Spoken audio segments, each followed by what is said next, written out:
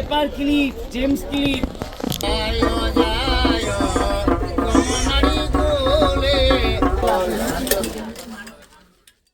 আগের পর্বে আপনাদের নিয়ে গিয়েছিলাম কাশিমবাজার রাজবাড়ি, জেনেছিলাম রাজবাড়ির ইতিহাস। যারা আগের পর্বটি দেখেননি তাদের কাছে অনুরোধ রইল, প্লিজ আগের পর্বটি দেখে নেবেন। ডেসক্রিপশন বক্সে লিংক দেওয়া রইল। এই পর্বে চলুন ঘুরে আসি মুর্শিদাবাদের কয়েকটি বিশেষ দ্রষ্টব্য জায়গা।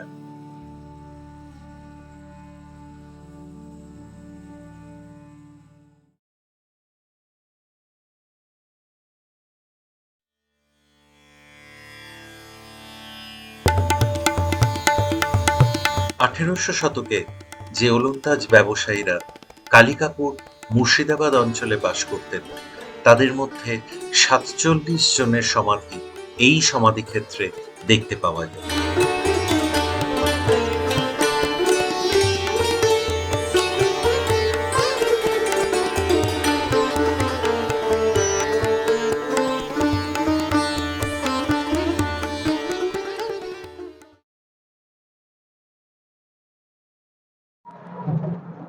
রক্তাক্ত পলাশি নয়, কিন্তু আমরা এখন যাচ্ছি হাজারদুয়ারি।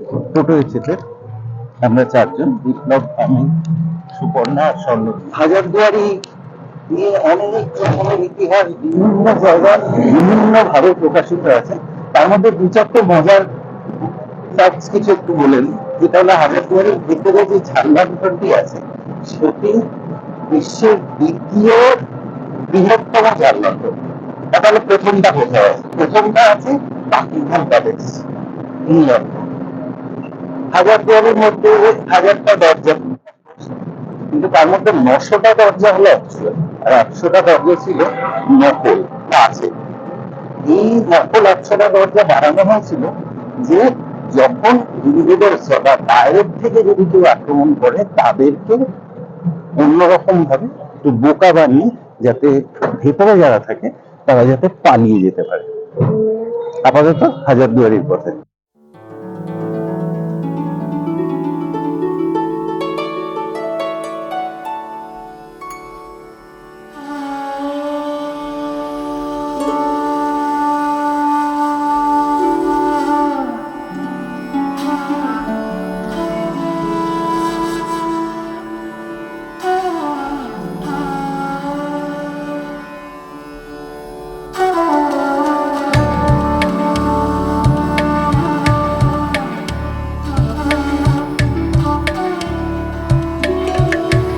হাজারদুয়ারির সংগ্রহশালা যেটা ভেতরে আছে, এই ভেতরে প্যালেসের মধ্যে, সেটা দেখে বেরোলাম। এক কথায় বলতে গেলে it's a journey to the history. প্রত্যেকটা গ্যালারি, আলমারি থেকে শুরু করে পেইন্টিংস, নবাবদের সমস্ত কালেকশন, এক্স্যাক্টলি এই প্রত্যেকটা সত্যি দেখবার মতো। নম্বর আমি যেটা বলবো, যেটা হলো ঝাললণ্ঠনটি দরবার হলে, যেটা ওয়ার্ল্ডের সেকেন্ড বিগেস্ট এবং স্টিল এক্সট্রিমলি গ্রেসফুল। একদম, মানে ওটা দেখতে বারবার চলে আসা যায়। মাত্র 25 টাকা টিকিট। কিন্তু সবচেয়ে উল্লেখযোগ্য ছবি হচ্ছে একটা ছবি হচ্ছে একটা পোর্ট্রেট, একটা ফুল বডি, সেটা হচ্ছে নবাব নাজিম ফেরদুনজা। এই ছবিতে ওই আই আর্ট, যেটা ফ্রেঞ্চ আই আর্ট, যেখানে এমন ভাবে ছবি আঁকা হয় যার ফলে যে অ্যাঙ্গেল থেকে দেখা যাক না কেন মনে হয় যে ছবির মানুষটি আপনার দিকে তাকিয়ে আছে।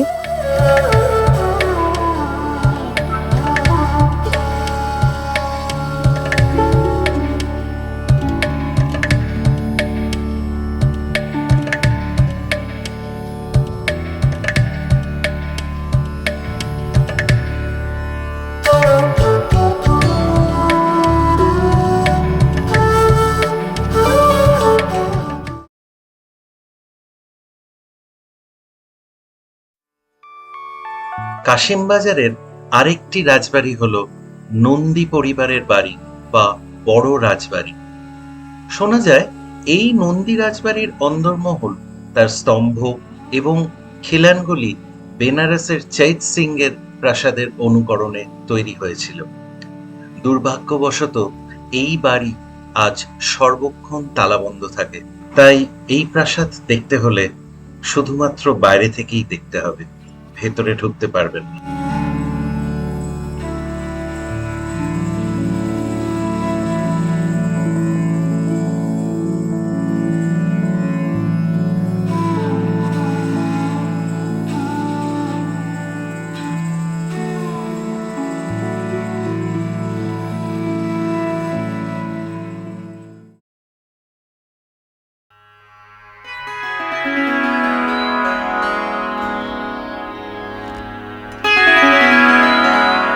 ইস্ট ইন্ডিয়া কোম্পানির দেওয়া উপাধিতে দেবী সিং হয়ে উঠেছিলেন রাজা, আর তারই বাড়ি হলো এই নসিপুর রাজবাড়ি। ওয়ারেন হেস্টিংসের সময় রাজা দেবী সিং ছিলেন রেভিনিউ কালেক্টর বা খাজনা আদায়কারী। শোনা যায় এই বাড়িটি ছিল দেবী সিং এর বিচার সভা বা কোর্ট। বর্তমানে নসিপুর রাজবাড়ি একটি সংগ্রহশালায় পরিবর্তিত হয়েছে। এই বাড়িতেই দেখা যায় সেই বিখ্যাত ফাঁসির ঘর। যারা খাজনা দিতে পারতেন না তাদের এই ঘরেই ফাঁসি দেয়া হতো।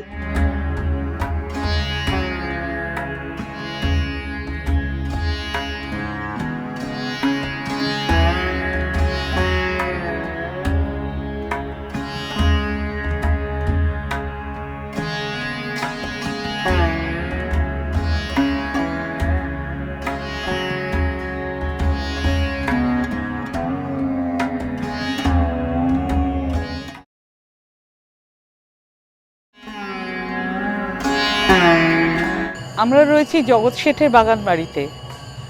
এই বাড়িটায় জগৎ শেঠের বংশধররা থাকতো প্রায় 2005 সাল পর্যন্ত।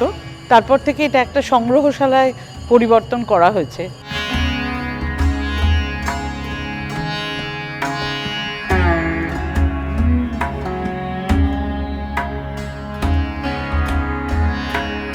আমরা রয়েছি জগৎ শেঠের বাড়ির তলায় গুপ্ত সুড়ঙ্গের মধ্যে। এখন ডেফিনেটলি এই সুড়ঙ্গটা সারানো হয়েছে এবং সেই পুরনো যুগের যে ভয়াবহতা অনেকটাই লুপ্ত, আশেপাশে আলো দেওয়া হয়েছে, কিন্তু এই গুপ্ত সুড়ঙ্গ সোজা গিয়ে মিশেছিল গঙ্গায়।